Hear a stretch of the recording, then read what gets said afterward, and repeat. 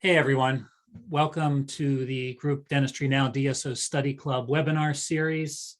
I'm Bill Newman, and this is the Group Practice Marketing, How to Create a Profitable Online Presence webinar. I'm going to let everybody file in. Looks like we've got about 30 people in right now. Give it a couple of minutes. We had close to 200 people sign up for this webinar, so super excited to have everybody take an hour out of their busy day to listen to Gianna Cruz, who is the Director of Marketing and Business Development at Florida Oral and Maxillofacial Surgery. Thanks, Gianna, for being here. Thank you for inviting me. And Milt Hodges, who is the Director of SEO at PBHS, which is a revenue well company. Milt, thanks. Great being here today. Wonderful. So we'll give people some time to jump on in. And in a couple minutes, we'll get going. We also have quite a bit of Q&A from the registrants. So we're going to make sure that we have at least 25 minutes of Q&A. If you happen to have any questions during Milt or Gianna's presentation, please feel free to put those questions in the Q&A, which is either at the top or the bottom of your screen, depending on the way your monitor set up, but you can do those, and we'll most likely get to those at the end of the presentation. So we'll try and hold off the questions to the answering the questions until the end. I'll give everybody a couple more minutes and then we'll get going. And we will stop right at the top of the hour. So this is going from 2 p.m. Eastern to 3 p.m. Eastern. If for whatever reason we actually don't get to your question and you submitted it ahead of time, we do have your email address. So Milt or somebody on Milt's team will get back to you with an answer. So we have, I think I have 4 pages of questions here, so we're probably not going to get through all of them. All right, sounds good. We're at 2:03. I don't want to wait much longer. Oh, by the way, just some housekeeping. I mentioned the Q&A at the end. This webinar is being recorded. So if you want to pass this along to anybody that couldn't attend live, there'll be a link to the full recording on groupdentistrynow.com under our webinar section, and that'll be up this evening. So give us a little while to process this and do a little bit of editing, and you'll find it there. So feel free to send that along. And if you happen to have, hopefully you stay for the whole hour, but if you happen to jump out early, again, you'll have access to the recording.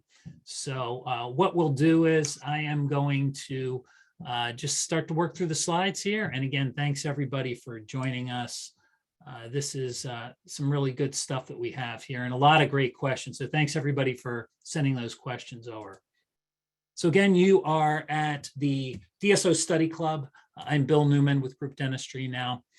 This webinar is Group Practice Marketing, How to Create a Profitable Online Presence. And this is really going to be a lot about SEO, which is one of those really things we know we need to understand, but it's a little bit of science and a little bit of magic, it seems. So Milt's going to talk us through that.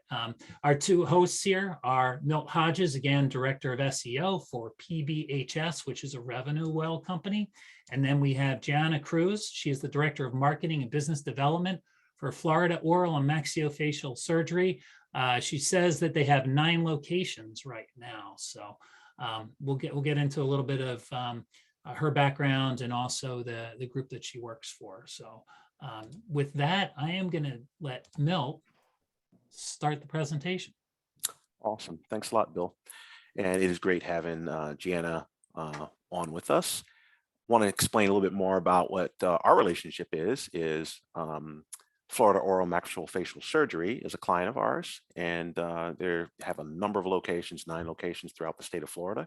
And Gianna heads up the marketing, and questions that you can pose to her are in relation to, how do they like working with us? What types of things do we, what types of projects we work on together? How is the performance? They feel the performance is in terms of what we do for them, the services we provide for them. So things like that, and the marketing efforts that they're doing. Those are types of questions you can ask her. She is not, she will tell you, she's not an SEO expert, so she's not going to feel she'll refer those questions back to me. But you can ask her, why, are they a partner? Why did they choose PBHS and Revenue Well, and those types of things, and how the performance is going. So those are types of questions if you want to ask her related to how we work together, and we do work closely together. We probably at least chat at least once a week. So, but anyway, I just want to explain a little bit more about Gianna, what her role is there, and not that she's an SEO expert, but she can field questions related to how the two organizations work together and partner together. And one thing I'll say, sorry to step on you, Yeah. Milt, but there are quite a few questions that weren't just SEO related when it comes to marketing. So Gianna may be able to answer some of those as well towards the end. Exactly. Yep. So go through the first slide here. As an ADA member advantage endorsed vendor, we've obviously helped over 15,000 US dental organizations become more profitable and delivering amazing patient experience with less effort. So one of the things I want to say about that, if you're working with our organization, we have pretty much a very simple core vision, and that is we build and deliver highly integrated software and services to help you run a more profitable dental office with less effort. That's our main goal and what we do day in and day out. So next slide. How should you strengthen your DSO online brand? So some of the things we're going to cover today is how to build an effective SEO strategy, one brand versus multiple brands. Also, that can be one location versus multiple locations. How to drive conversions to your website, how to leverage online reviews, and how to effectively use social media. Creating a strong online brand presence should include these elements: comprehensive dental specific SEO strategy, up-to-date user-friendly website, online reputation management, active and engaging social media presence. What I want to say about this is it's so important to understand that when we talk about digital marketing for your DSO, for your various practices, is when you're looking at going with a vendor and you're looking at changing and looking for someone to partner with, it's so important that they provide you with a holistic strategy. If you're in a large metro area, you can't just do SEO, but it's holistic in that you want to be able to offer SEO services. You want to have a really comprehensive marketing strategy with the website, including website design, online reputation management, and you want to also have an active, engaging social media presence. So I just wanted to point that out. Some people say, oh, I'm just going to do this or that. Another thing as part of that is also Google Ads as well would be part of that. Because if you're in a competitive area, SEO is going to take a little time to get up to speed. So it's important that you have these other avenues to help maximize your presence. Next slide.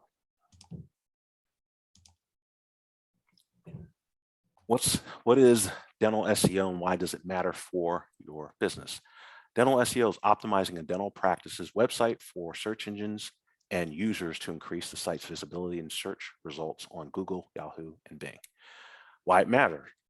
It helps bring you qualified traffic to your website, increases your patient acquisition, improves your brand authority, and positions your DSO as a trusted dental care leader. And most importantly, it can contribute to your organization's bottom line. Next slide. How to build a strong foundation for your SEO strategy. So here's just some key points here. Know your target audience. Really, really super important. It seems it's obvious, but not all the geolocations are created equal, right? Sometimes when practices have let's say 5 or more locations or 10 or more locations, a lot of times a good SEO provider will ask you what in terms of profitability, what is the profitability ranking by each organization, right? And the expectation is we would hope the practice can tell us that at this location, we're doing great. You know, at this location, you know, we're at capacity. This location, we're trying to expand more, where we're growing. It just helps us understand where our focus needs to be. Not that we're going to ignore those locations, but we also want to make sure that if the location, they're not getting as many new patients, we really want to work through that with you. So knowing that target audience in certain geographic areas is really important. Also, some of those locations may have, when you're looking, when you drill down into the marketing area, some of them have a higher annual household income. And it's kind of like those are more of the high end. And those are maybe procedures and that you want to, you know, offer more in those areas like cosmetic dentistry or something like that, because people make more money. So there's ways to really work through that, but it's important to know the target audience. Also prioritize long and short-term digital marketing goals. We want to know both short-term goals, long-term goals. Develop a strong, relevant keyword list. Perform baseline ranking report. That's important for us to provide any client at the beginning, because we say before we do anything, here's where your visibility is today. And that helps set the expectation of what we're supposed to do and be accountable for it. And also you can see the progress over time. So that report is one of the first things that we do when we're involved with one of your campaigns. So you know where you're ranked before we make any changes to your website. Last thing here is have a definitive brand strategy, and that's important as well. We work through that with you. An example there would be a lot of larger DSOs will say, hey, we're bringing on, you know, new locations constantly, right? And if you're growing like that, we had a conversation with a client recently where they want to keep 4 of those locations branded with the main brand, and then the others they're bringing on, they're going to be branded separately. So those are all things to work through, and that's an example of really having a definitive brand strategy and how we're going to go about doing things. Next slide. How does your DSO or group practice brand themselves? Questions to ask yourself. Do all your locations share consistent branding? What is the competitive landscape of each location's region for your specialty? Are the practices new or well established? Is the practice multi-specialty? Those are all things to consider when having a conversation with a vendor that you're interested in doing partnering with. Next slide. What should your SEO strategy include? These are like, this is like a short list. It can be more exhaustive, but these are the main focus. Content strategy, technical SEO, on-page optimization, structured data, off-page optimization, meaning local search, Google My Business, directory listings, those types of things. And of course, regularly reporting, which generally most would be monthly. And a couple things on some of these. Content strategy is important, and I think there's probably some questions out there that relate to how important content strategy is. We dive a little bit more into that later.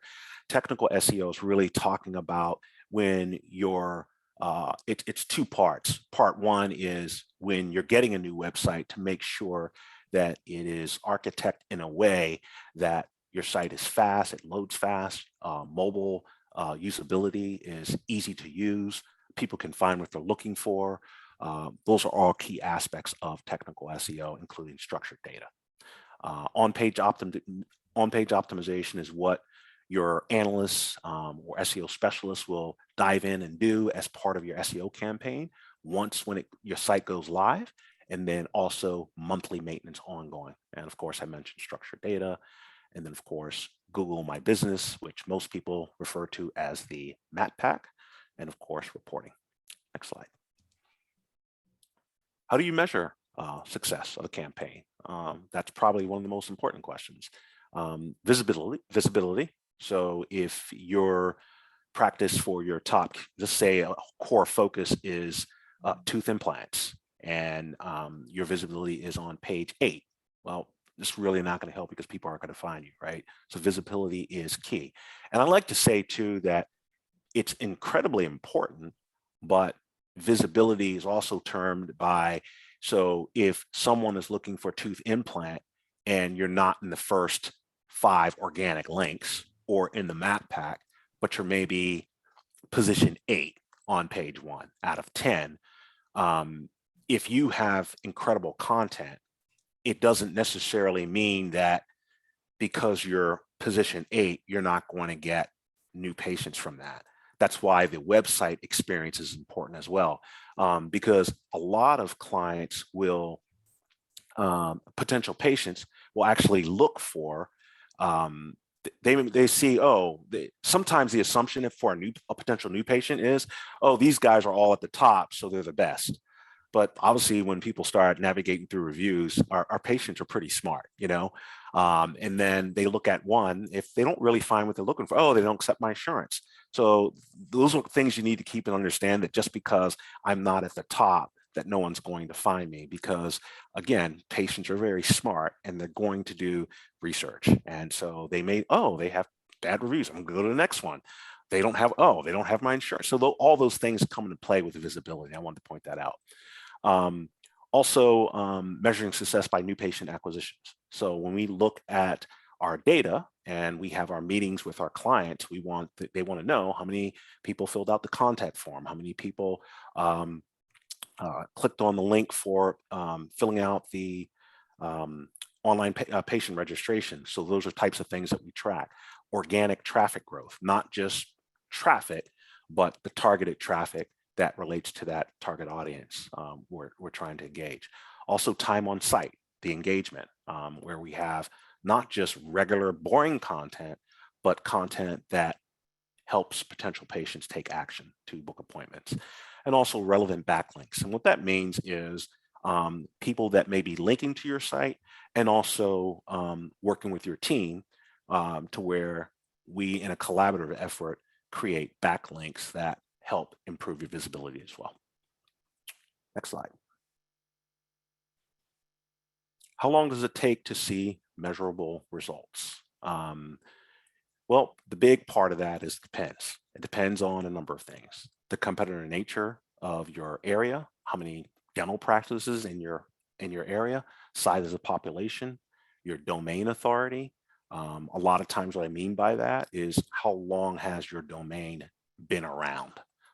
If you just started a new practice in a new area and you have other people who've been there for a while, they will sometimes have a more bang for their buck because they've been around, they have that domain authority, as opposed to you having a brand new website that launched in that specific geographical area, which goes into the next one, longevity of your practice, website quality and age, and if you've had any previous SEO penalties, that type of thing. So, but in general, I think there's a question in the group that we're going to go to talk a little bit more about how long it takes to see measurable results. And I want to spend all that time on this now, but we'll get to that question. We'll have more information about that. Next slide. How to improve website conversions. Some key things here would be technical improvements, which is improved website speed. If the page is loading slow, that can impact your visibility. And just so you know that, when you have a website, there's mobile and then there's desktop. Google recently, late last year, changed to where everything is a mobile first index in terms of indexing your content, indexing your website and things like that. So you really need to think mobile first. And when you do have a current website, sometimes we're geared towards looking at it on our desktop computer or a laptop or something like that. But it's really important that you take a look at your website to see how you navigate that website via mobile. And if there are some issues there, you definitely want to resolve them. You may find a link that's broken or something like that. So it's very important to look at your website on mobile, because pretty much most of your potential patients are doing that. When you get in some of the more older age demographics, they may rely mostly on a desktop computer.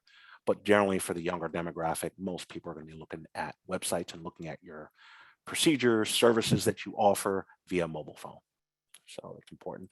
In terms of SEO, we want to make sure we develop quality content and weave in our relevant keywords. We will optimize for local search. And for website design, it is important, and move my little screen over here. It determine your website in terms of, we want to make sure it looks nice. And that is something that sometimes people want all the nice high-end images, and we do want it to look nice, but we also want it to be functional and easy to use as well. So it's a nice balance in that. Also considering website accessibility standards. People who have accessibility challenges, they need to be able to view your website as well. It's very important. And in a sense now, if you don't have that, you can pretty much get in trouble without having the right accessibility standards. Using engaging call to actions is important. Optimizing the images so that if you do have images on a website, they're optimized so they can load really fast. And of course, build a user-friendly navigation. Sometimes things with navigations are, people want to say, what services should I have up top, right? So for oral surgery practices, there's an emphasis on making sure that you don't have to look for dental implants or wisdom teeth removal. Those are things that are generally at the top. Then maybe what they'll have is another tab that includes all the other services. A lot of general practices will focus on making sure that they have all the patient resources there available, and breaking down the different categories of their services. Restorative, maybe they do have dental implants depending on how, if they do them all from start to finish, or they refer out and they just basically do the restorations for the implants. So those are some of the things they may want to highlight. Also the teeth cleaning, things like that. So a lot of those types of things they have under general services or restorative services and things like that. So it's important that that's part of your design process as well. A couple things. Go back to that one slide. Yeah, I was just going to mention that it says 50% of consumers believe that website design is crucial to a business overall brand. 42% of people will leave a website because of poor functionality. So I just wanted to note that. Next slide.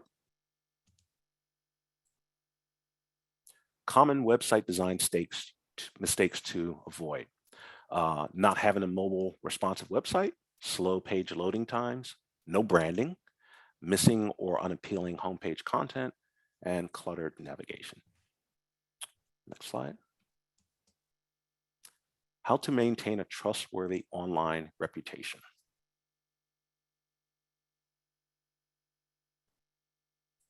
Develop a plan that includes gathering regular patient reviews.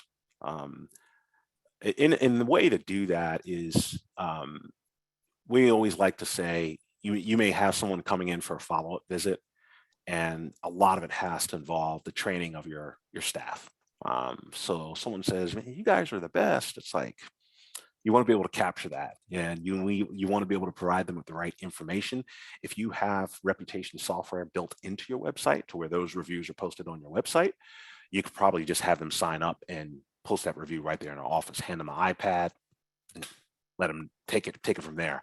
Another way is you could follow up with an email with them later, like right here, send me a text or email. You could post them on the website or social media channels. Have a plan to quickly address negative reviews, which basically means someone at your practice can respond to the negative reviews, even by just saying, thank you for leaving a comment. Please call us at such and such number to resolve. Obviously, you can't get in the HIPAA stuff, so it needs to be pretty straightforward. Be thoughtful and genuine. Don't respond with a canned answer. 43% of individuals choose based on online reviews. I think probably all of us can say that certain things that we're out there looking around on our mobile phones, we look for the reviews, especially if it's a restaurant or something like that, but that does carry over into the dental industry as well. Next slide. How does social media complement your SEO campaign? Increases brand recognition, enhances brand reputation, encourages audience engagement, drives referral traffic to your website, and widens the reach of your content. Next slide. Tip for choosing the right agency partner. So the first side, do choose an expert in your field who will treat you like a partner. Ask for case studies. Check reviews. Again, we talked about this at the beginning, a partner that offers a holistic approach to SEO strategy. Other side here, the don'ts: avoid agencies who make promises or guarantee about ranking. beware of low-cost SEO work. So that first don't is so important. Many people have come to us and, hey, but they're saying they're going to do this. Matter of fact, I just had a fresh one where a client was telling me that they said, oh, we never stopped working for you. So yeah, we basically, yeah, that's our fee. But basically we have people working all hours of the night on your campaign. And I told her, I said, well, do you really believe that they're going to work all hours of the night on your campaign? They have to pay somebody at the end of the day. And she said, yeah, you're right. That did sound too good to be true. This is one of those, I'd had a conversation with a client about this yesterday, and it was interesting. She was just a little frustrated about that, how fast SEO is not working. And I remind her that at the beginning, we told you it was a marathon, it's not a sprint. So, but agencies want to do that. They say things like that. And I was like, wait a minute, you actually believe that? That's not true. They're not going to work all hours of the night, and we're not going to do that either. Anyways, sometimes you have to just set the expectations. And if they say, well, you know, your current vendor, wow, so they have you on page 5. We can pretty much guarantee if you sign with us, we'll get you at the top of the results. At least positions at least positions 1 through 5 on page 1 within the month or so. Google even tells you if someone guarantees rankings, run very, very fast, because they can't do that. So unless they're doing like what we call black hat SEO, and that wouldn't be good. So for your practice. Next slide. How does PBHS, a revenue well company, move my little box out the way again here, sorry, help build your online presence? A number of ways. We are endorsed by the ADA Member Advantage. Revenue Well Digital Marketing Service, our team of digital marketing experts that brings more patients to your group, practice, or DSO, and keeps you ahead of your competition. Services we provide are website design, SEO campaigns, online reputation management, social media management, and also online registration as well. Next slide. Questions? Good. We did about 30 minutes. We have 30 minutes for Q&A. Looks like we had about 3 questions come in live, and we've got probably another 40 that were sent to us ahead of time. So what I'm going to do for a second here is I am going to stop the screen share so we can see everybody a little bit better. And Jenna, I don't know if you have any input on what Milt went over there, but I'd love to kind of get some feedback on what you're doing at your practices. You have 9 locations. Are they individually branded, or are they the same brand across all 9 locations? Same across all 9. So all of them are Florida Oral Maxillofacial Surgery. Now each location is like of South Tampa or of Carrollwood or Wesley Chapel, but it's still one website. Everything's the same across the board. Okay. And Milt, in your experience, is it more difficult to do SEO and get the best ranking possible if you are branded or unbranded, or is there a strategy to either? Well, Florida OMFS is a great example, because when they launched their recent new custom website, they were thinking they were going to brand the locations differently. And then we kept collaborating, and they decided, and they changed their name. It used to be Tampa Bay Jaw and Facial Surgery. So they're a great case study in terms of having to go, because all the changes they made it was a big risk, because we didn't know how it would really negatively impact the practice, because we changed the branding, we changed the name, and then they wanted to brand all the practices under that new brand name. But it turned out to be very successful, because we had a lot of collaboration on it, and we pulled the trigger, and they are more visible now in Florida than they ever have been with that new approach. But it really depends on the practice. It depends on whichever partner they're meeting with, and really talking through everything, the pros and cons. And we had many, many conversations about this in the midst of their custom website relaunch by PBHS. So it really depends on the collaborative effort, speaking with the practice and what their needs are. Gotcha. And how strong the brand is. Got a couple of questions that came in. I think we'll answer these first, and then we can go to the ones that were originally asked when people registered for the webinar. Just a question around getting the patient approval. So if the patient actually posts the review, why do we need to get their approval? You know, if that is related to, because if it's on Google, Google frowns upon scraping a general review to where then you have to put it on your website. And there are practices who have done that, but there are practices that get caught doing that, and then Google will negatively impact your visibility in the map pack. So it's not something good to do. I think it's more of finding the balance of what we do to deal with that is we create, if it's just Google and that's the only service they have, we will at least create a page that allows people to leave reviews with welcome copy. Hey, welcome to our review area.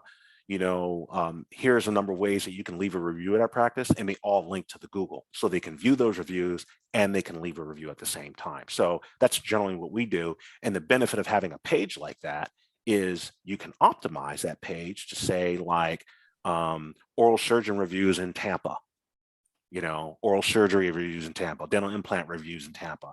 And then you have that page and it ranks, and people go to that page and they can look at those reviews. So that's another way to do it. The other way is having reputation software that allows those reviews to just stay on the website.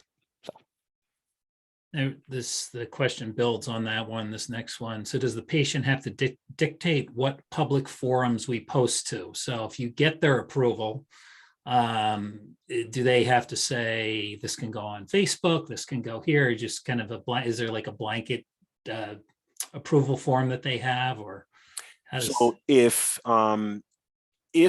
it's software that is reputation software that's on the website, the patient is already opting in to being able to share that review. So if the review lives on the website and then is also passed over to another platform, it's already going to be on the website. It's also going to be on another platform because there's technology and software that allows them to post a review on one of those other platforms. So it's fair game because you have the reputation management software for your website, and they already have to opt into that.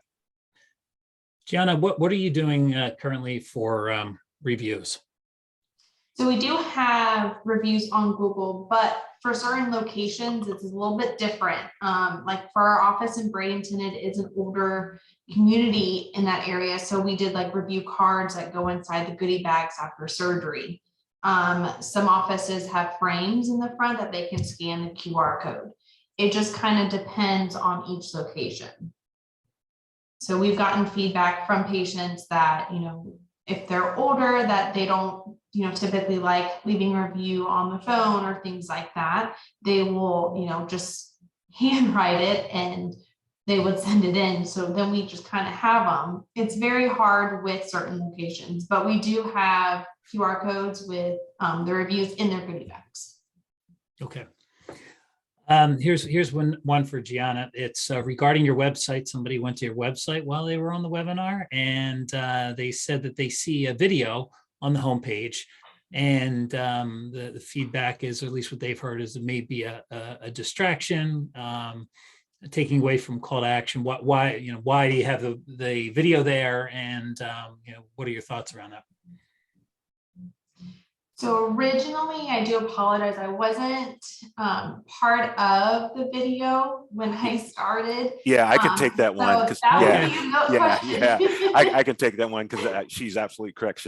Gianna was not at the practice at the time and not involved with that custom website design project. So again, that was another collaborative effort.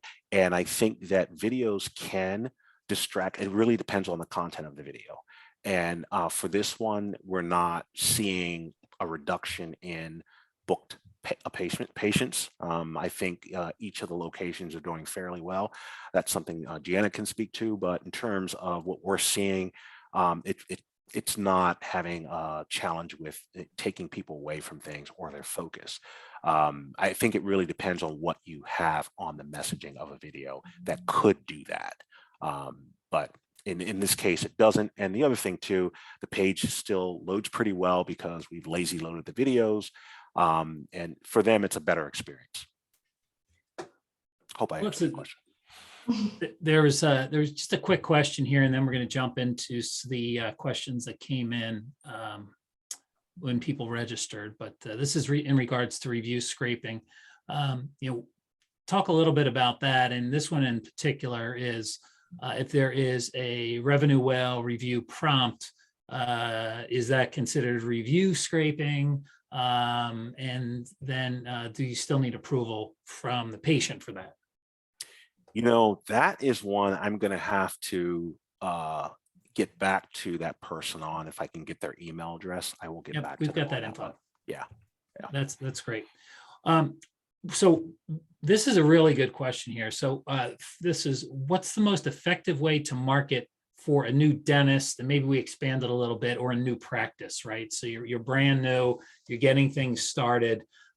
What's the most effective way to kind of get that message out there and build a patient base? The short answer would be, is one of those things we covered earlier, which was really have a holistic strategy. There's going to be some cost components to that, which sometimes will scare a new dental practice that has an office, they've got a new website, but when they start to really plan out the digital marketing services on how they want to go about a strategy and being more visible and getting their name and their brand out there, they're really going to want to do a little bit of everything. SEO, maybe PP, depending on how competitive the area is, maybe PPC, definitely social, and really starting to brand the practice. But you don't want to just do one thing, you don't want to do many things. And if they do that and start out that way, that's going to be the best approach. You really just got to go kind of like all in, and sometimes for a new practice, it's a little bit hard to do that. I will tell you, we've had, I know there's a client I'm familiar with I've worked with them in the Baltimore area. They don't have a Baltimore address, but they doubled down on paying for our elite campaign, which is our highest campaign. And over the past 5 years, they've done really well. And I have a great relationship with it's a family business, and I have a great relationship with the family, and the results are absolutely amazing, not just in SEO, but their bottom line. They're a very profitable practice, and it has a lot to do with them just saying, hey, we're not going to go necessarily the economical route. We're just going to just invest in this, and the return on investment is really good. In terms of some of their the name of the practice is Dental Care of Baltimore. But here's a cool thing. When you look at All-on-4 dental implants, they pretty much almost have a trifecta of page 1 rankings for All-on-4 dental implants Baltimore, All-on-4 dental implants Randallstown, and All-on-4 dental implants Owings Mills. That's area in Maryland. But they were able to do that because they understood the investment. They were able to double down and just really said, hey, we're going all in on digital marketing. And so for a new practice, I would just encourage you to just do a little bit of everything to maximize your efforts. Gianna, do you have experience with a new practice opening and the marketing that goes into that? Yes, actually, a couple locations have been completely from the ground up, and it definitely helps knowing that we already have, other offices that are established that have been seeing patients for years. But I can tell you what I've done for the past 6 years is literally just going out there and going door to door, to believe it or not. And it's just that first time. And then everything kind of works out for the office of just, going back and sending in a letter saying, hey, now we're open. And not all the time does it work with some of the areas that have like oral surgery practices nearby, but some that don't. Like, for instance, our office in Plant City, they don't have an oral surgery practice there at all besides us. So it was very easy. But then there's other places that it was a little bit more work, and it's been great to have a a website that attracts patients that actually understand what we're doing. And it's not just, oh, I don't understand anything about it. Or, they have millions of questions of what we do.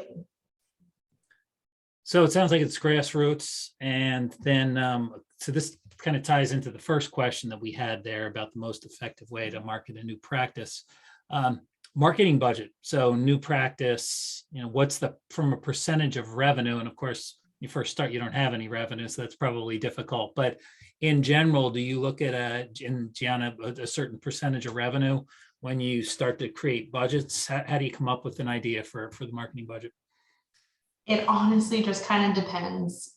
We don't have like a standard budget of what we do for a new office or what we do for, like, if we have a new doctor coming to a new office. It just kind of depends on the area and what we've done in the past. But we typically kind of keep it the same for each, but it honestly just depends on new ideas, especially with COVID. We did change a lot of our ideas that we did for marketing, not sharing like goodies and things like that. So it honestly depends. There's not an exact amount.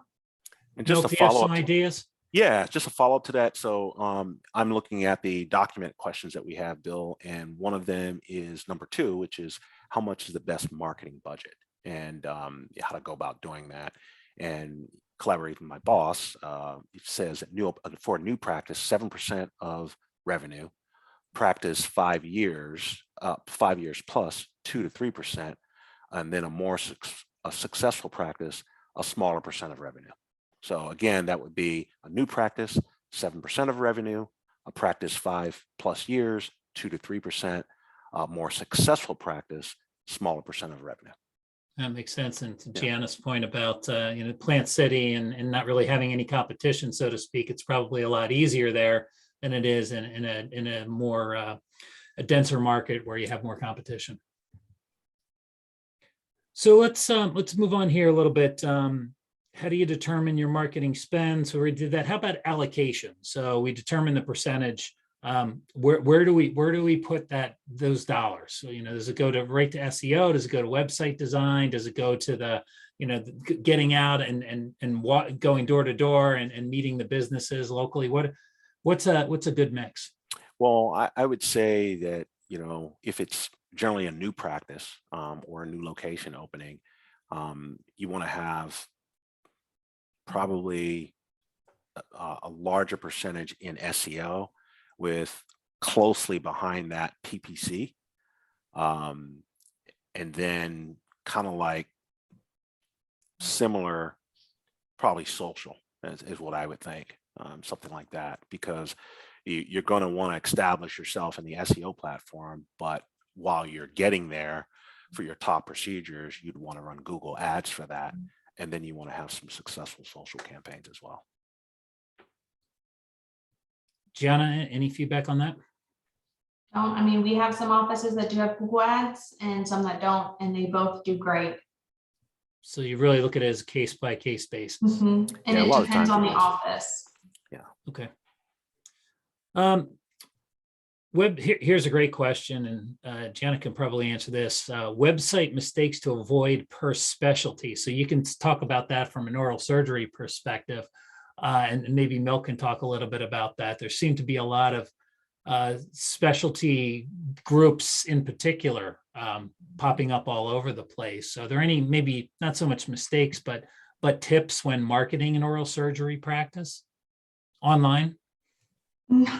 There's really not mistakes, since there is a lot of practices that are trying to capture like them doing everything. That is something that people do question us, like, well, can I just get a denture with you guys, or things like that? And it's very hard to explain to them, like, we only do the oral surgery portion of it. Like, this is everything that we do. We work really close with a lot of our general dentists in certain locations, but a lot of patients just want everything in one spot. And sometimes that's not, the greatest for certain cases. And you need, a general dentist that knows what they're doing, especially when it comes for certain cases for certain patients. That's really it. Okay. So next question here. How to compete in highly saturated markets. So Milt, I'll kind of let you take that one. Yeah. Is that one of the panel ones, or is that one of the ones on the Word doc? Just wondering. It's a document that's Got it. 7 that came out. So Got it. maybe Okay. highly Yep. saturated, Yep. versus Plant City. Yeah. Right? Yeah. So, right. If you have a number of locations, there are, for like, a lot of DSOs here. So lots of locations. If there is one site and then you have all these locations, that's one example. I would say you'd want to have really a comprehensive content strategy with those locations. So when you land on that location page, it's not just boring and generic. Contact us and something like, you want to really expand on that location page and really customize it to where it has more information on there for the person that lands there, because that's going to be the only page you have to really optimize all of your services. So, and we have found a number of our clients that have done that. They're very successful. The client in our New Jersey area does very well with that. I think if you were to Google oral surgeon or oral surgery for locations that they don't have a physical location, it's just a landing page with content, they're at least number 1 for all those locations. It's because they have content that's built up. So that's one way. If you have a DSO and you have one website and you have all these locations, that's one way to do that. Another way in a competitive area, if you just have a single website, is really just to go all out on your marketing. Because we're coming out of this pandemic thing here, and we have a number of our clients that, while they were in the pandemic, when it first happened, they were spending more. It wasn't all of our clients. We had a small amount. They just started saying, I'm going to spend more, because one client I'm thinking about is in the Boston area, it's a periodontist, is like, no, we're going to spend more because we see the value. When people come out of this, now everyone's going to be buying marketing services. They're going to be catching up. Their rankings may have even dipped. So we feel that if you're just one location with a website and you're marketing in that area, you should just be really super aggressive in your marketing efforts in order to, in competitive areas, because your competition is going to be competitive as well. So, and advantages can be things like your social, well done social campaign, blogging. We have a client in Chicago that you could find the name of the practice if you Google this, I guess. But if you did best dental floss, just nationally, right? There's a practice called Dental Professionals. They did a blog. They're number 1, right? You would expect that you would see like somebody else, like one of those dental floss companies, be number 1, but that practice is number 1 because of the collaborative effort with the blog. They rule that category just by doing a blog. So that's another area that you can grow in, but you want to do all facets of dental marketing in a competitive area. You don't want to really slack off at all. You want to do a little bit of everything. Now that builds on a question that we had, which is, I've heard new content on your website helps with SEO. And then the question is, really, what is that new content? You talked about the blogging, but what about reviews? As reviews are updated on a website, does that count towards new content from an SEO perspective? Yeah, if you have a reputation software, management software that allows reviews to be posted on the website, meaning before, again, the user opts in, they can't post a review until they accept the review until they actually opt in, they fill out the software, and the software is on the site, right? So if it's on the site like that, and you have that page, the analyst would optimize that page like dentist reviews in Chicago or something like that. And that gets visibility because people will search that. They may go to Google, but they also may say, best dentist in Chicago reviews or something like that. And that page gets visibility. Now they get to land on that page and they get to see all of those reviews on that one page. And at that point, the cool thing about software that does that, you can just say that, you'll have the patient saying, wow, all these reviews on this website are great. So I'm just going to book my appointment here. So it does, in that regard, it would help. And then if you have custom content, unique content for your procedures, instead of, because there's so many dental practices, so many different specialties, there's some content that's just the same. It's just standard. And because of that, you want to separate yourself by having content that's more useful. And sometimes people will ask us, do we have to have 2,000 plus words or something like that? And really the short answer is how useful is the content to that target audience? What is the page about? What are you trying to explain? If I'm talking about dental crowns, what is a dental crown? What types of dental crowns? Who would benefit from a dental crown? Those types of questions with the engagement and photos really help enhance your content. But you don't want to have content that everybody else has. You want to make it unique. And that will help with ranking. So you mentioned this early on in the presentation, Milt, but you said you were going to build on this. So this is the time to do it. How long does it usually take to see results after you have your SEO strategy in place? It's always a big question, right? Yeah. When's it going to happen? Right. What question is that on our document? That is 31. 31. Yes. So it depends on many factors, such as number of locations, population, competitive landscape for the specialty, and what keywords are targeted. But for practices in less populated areas, like let's say 50,000 or less or something like that, or up to 50,000 with minimal competition, you could, if your campaign started today, I would be comfortable saying within 2 to 3 months, you should start seeing results between pages 1 and 3, because it's less competition and it's not a large population.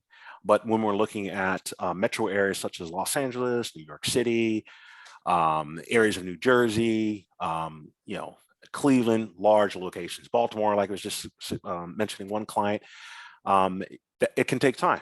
Like that client, Dental Care of Baltimore, they didn't get there overnight with having all-in-4 dental implants for those various communities, and even including Baltimore, overnight. It took time. And again, that's been my client for about 6 years, and it took a while. So they didn't get there until, I think, that kind of visibility was probably in the 2nd or 3rd year, right? So they signed up for a campaign, an annual contract, but then in that 2nd year, they started really seeing the dividends. For other areas, they may have improved a little bit faster. It's just that in large metro areas, it's going to take time, and it has a lot to do with how much that practice wants to spend on their marketing budget.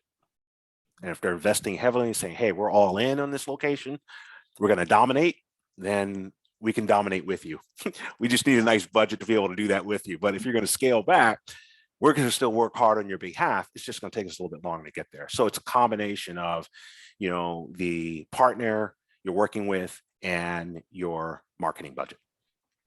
Good to know. So social media, we really, kind of touched on it a little bit. So Gianna, maybe I'll ask you, do you use it? And then, which platform do you feel you get the most bang for your buck out of?